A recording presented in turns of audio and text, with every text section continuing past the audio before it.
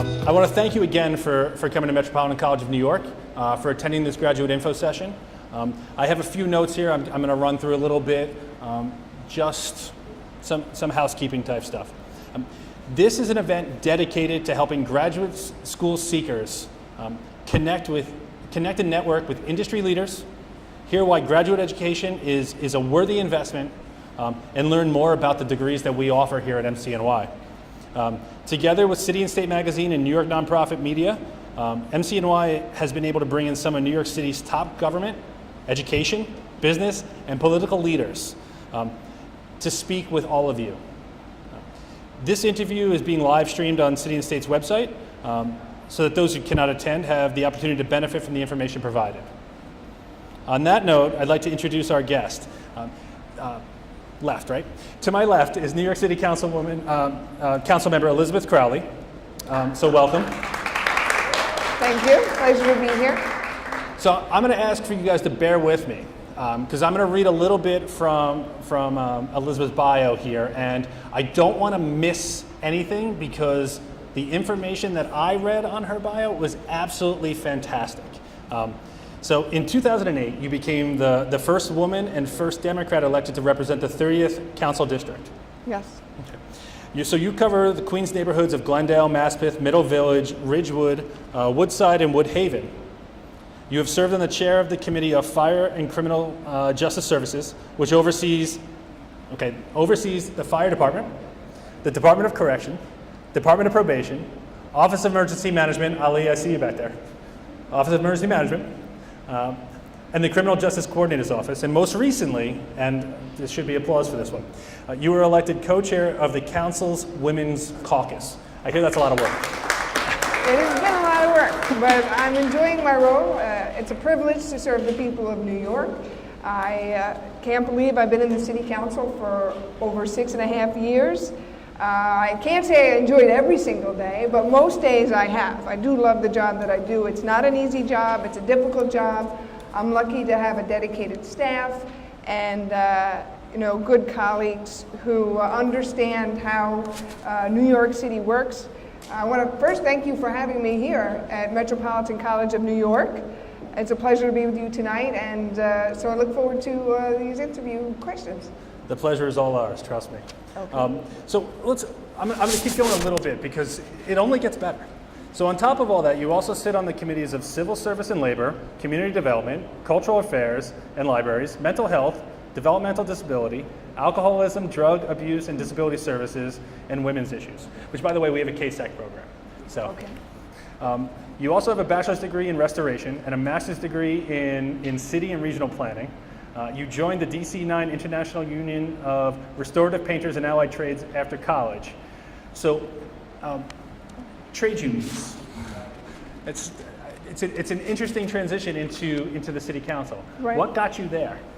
Well, first, in high school, I discovered I had a talent. I was good at painting. So, fine arts, drawing, sculpture, and I followed my passion. It was something I was good at. I was just an average student, maybe below average, and then I found art and culture, and from my sophomore year to my junior year in high school, I became a totally different type of student, became a scholar in high school after I really believed in the work that I did, and I think that's because I found the talent that I had.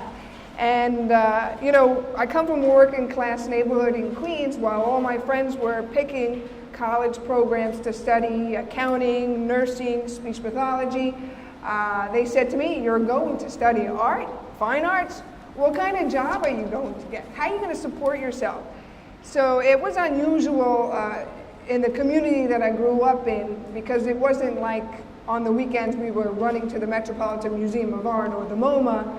There wasn't necessarily that respect for the arts because everyone's family was a new American family, or our parents or grandparents came to America with little or nothing, and so you looked for careers where you knew that you were going to have a family sustainable wage, and so I went into a trade that I think I took a chance. I followed my passion, which is so important, and I studied fine arts. in college. For my first 2 years, I got an associate's degree in fine arts, and then I picked a major for a bachelor's degree, and that was art restoration. And I learned through the program that I really like to work on buildings. And before graduating, I went down to the Painters Union because they represented workers who worked on buildings in New York City. And I knew a little bit about unions, but not as much as I learned after I became a member of the union. And it was really that involvement, partly in their political action department, their club, where they really were able to educate me so much so into the world of non-union construction workers, and how so many people are working every single day and not getting a fair wage for the work that they're doing, or getting exploited working on dangerous sites. And I was protected, and I was fortunate, and I knew I was the lucky one. And it was through that involvement with the Political Action Committee over the years that got me more involved in politics. And it was that very Political Action Committee that supported me when I said I'm interested in running in my community. And if I didn't have my union, I wouldn't be sitting here today as a member of the New York City Council. Metropolitan College used to be called Audrey Cohen College for Human Services. Before that, we were the College for Human Services. But we started off as the Women's Talent Corps. Audrey Cohen founded this place on the premise of social justice and helping women get into the workforce and right in the heart of the civil rights era. And it seems like in what you're talking about is bringing that sense of social justice and political activism to your area. How does a graduate degree or a degree in general or a skill set help you or help the people around you foster that sense of social justice? Right. Well, first, a degree, whether it's a high school diploma, a bachelor's degree in college, or a master's degree, or a degree even higher than that, nobody could ever take that away from you. It's a proof that you have this accreditation, that you've taken this subject matter, and that you've passed the subject matter, and that you are a professional in your own right because of this degree. And studies and statistics show that the more degrees you have, the more likely you are to make a better income. Certainly if you have as high of a bachelor's degree. And unfortunately, you have to think about those realities in today's world, especially if you're a woman. Because, myself, I was a single mother at a young age, and that was partly the reason why I was so driven to work hard for my community and get involved in my children's school. And I had no time to stop working. I know there are a lot of women that when they start their families, they stop working and they put their career on hold. I didn't really have that option. So work never stopped for me, and I think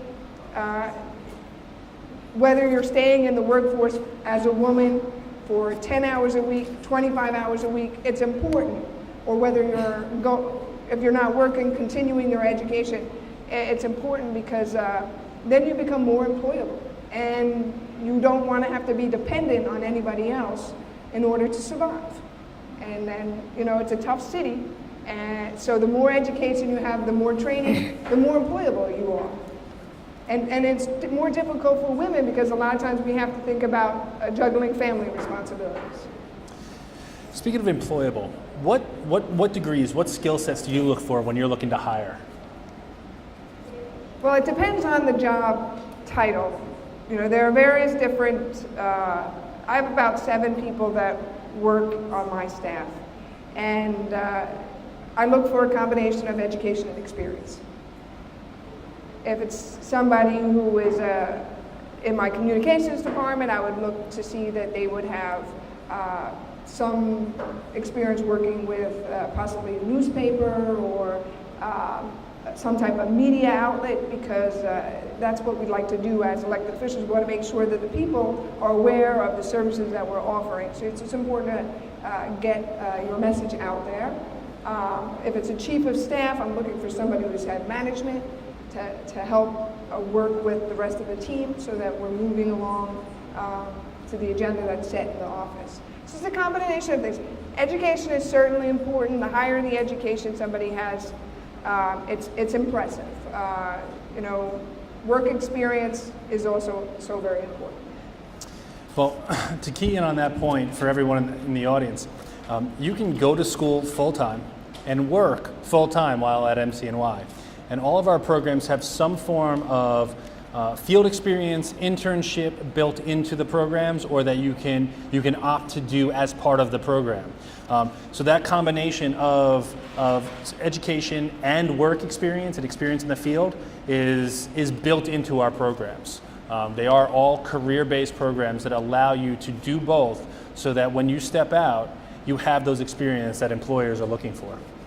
All right, last question, because I want to get to your questions as well. But the very last one is, what advice do you have for someone who's thinking about going back to school, but is balancing that work-life conundrum? Right. I would say start with one class. Don't overwhelm yourself, and look for advantage of scholarship programs to help pay for the cost. Don't be afraid of taking out student loans. I'm still paying student loans. I still pay $400 a month. I spent a little too much on graduate school, but undergraduate I had to take out loans as well. But you can pay little over time. So it's not the worst thing in the world to get in debt for education. I don't think so. I think that's a good type of debt, certainly much better than credit card debt. But know what's available. When I was in college, I became a mother, and I took advantage of the Education Opportunities Program, which helped pay for childcare. So there are services out there that if you need a babysitter, you could link up with providers, or if you're taking a typical class, there's always tutors out there. There's services. Try not to get overwhelmed. And I think it's determination and belief in yourself. I didn't win the city council the first time I ran. I had to run 3 times before I got elected. So I was persistent and I didn't give up. And it may seem like it would take a long time to get that master's degree if you're going to do it in a few years, but before you know it, you start getting credits here and there, and then you're halfway done, and then you're done. And it goes by quickly, even though it seems like it would be a long time. Thank you. Questions from the crowd? Anybody have any questions? Make sure you speak as loud as you can. Walter. So I am a person with disability, and I was wondering, is there a disability office here? Oh, at the school? I was looking for questions for the council member.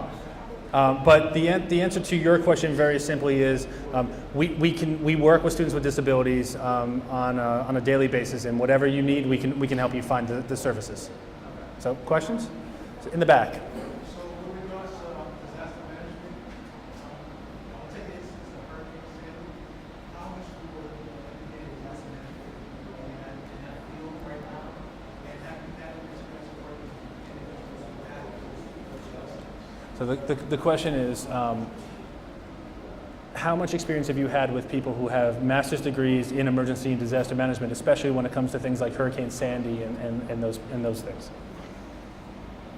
You mentioned Hurricane Sandy. Before Hurricane Sandy, it was Superstorm Irene. It seems as if New York City's been hit with one storm after another, and certainly these weather emergencies, such as just snowstorms.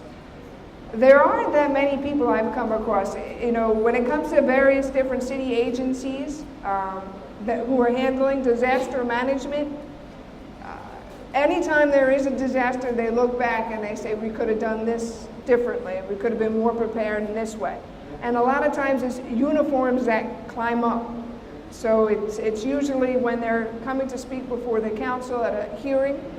A lot of times it's the chief of the department. However, there's support staff there that I don't necessarily interact with. And I would think that that is a field that we certainly could use more preparedness in, especially since global warming is happening and these storms are becoming more and more. Anybody else with a question? Yes. No. What graduate school? So I studied fine art and restoration for undergrad, and for graduate school, at first I thought I wanted to be an architect. right? Which there are a lot of people who go and study architecture and don't become architects. And I looked at all the schools in the city, and there were only 2 schools where you could get a master's degree in architecture and get accreditation as an architect. So I was limited to either Pratt or Columbia at the time. And so I went to Pratt, and then while I was studying architecture, I realized, first, many of my classmates were spending the night in the studio, and then were overly intensely involved in their classes, where I was like thinking to myself, do I want to have this for the rest of my life? I looked at art as architecture as like a larger form of art, and when I decided to study it, I wanted to make sure that we were building buildings in the future that would have good social impacts, because a lot of the buildings today are contributing to global warming. They have a large carbon footprint. They use a lot of energy, and they could be built much more efficiently. And I knew that 10 or 15 years ago. I decided to go. And then I realized that it's not just the building, but it's the entire community. And that's how the city planning morphed. So the architecture, a lot of the same classes, the same graduate school.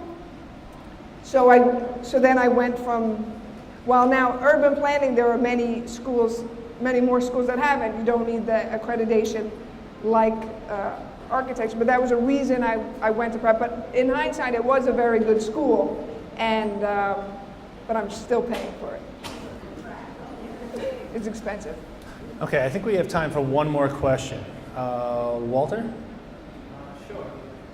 In regards to the Office of Emergency Management, I noticed that there's been a change in the name of it now. And now it's called NYC Emergency Management. And I heard that was because of the fact that people thought it was just an office of the mayor's. It was just a branch in the mayor's office, and people didn't take it as seriously as it should have been taken. So the question is, the shift in the name of the Office of Emergency Management. That's a really good question. I never noticed the shift in the name. I've been the committee chairperson of Fire and Criminal Justice for the past 5 years, but the Office of Emergency Management just came under my leadership with this new council a year and a half ago.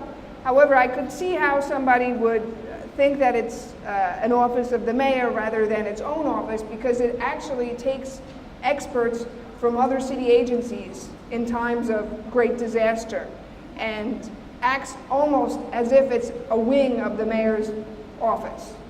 But it has full-time staff that are actually people who do work for the fire department, tricky enough.